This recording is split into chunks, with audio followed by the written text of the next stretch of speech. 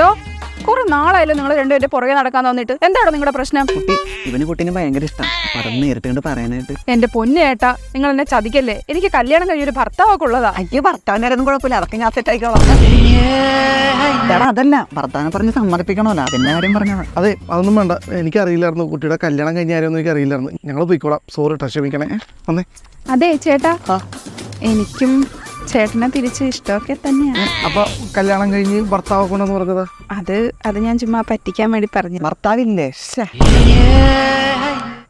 എടാ അതല്ല, ഭർത്താവില്ലല്ലോ, വേറെ പ്രശ്നങ്ങളൊന്നും ഇല്ലല്ലോ. ആർക്ക്? നിനക്ക്. അതൊക്കെ പോട്ടെ ഏട്ടാ. ചേട്ടനിപ്പോ എന്ത് ചെയ്യുന്നു? അയ്യോ, ഇവന് പണിയൊന്നുമില്ല. ഇവന്റെ ഭാര്യ വർക്ക് ചെയ്യുന്നുണ്ട്. അപ്പൊ ഇവന്റെ കൊച്ചിനെ നിങ്ങൾ അങ്ങനെ കൊണ്ട് ആക്കിട്ട് വന്നു.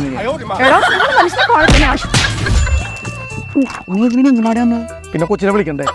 വാ.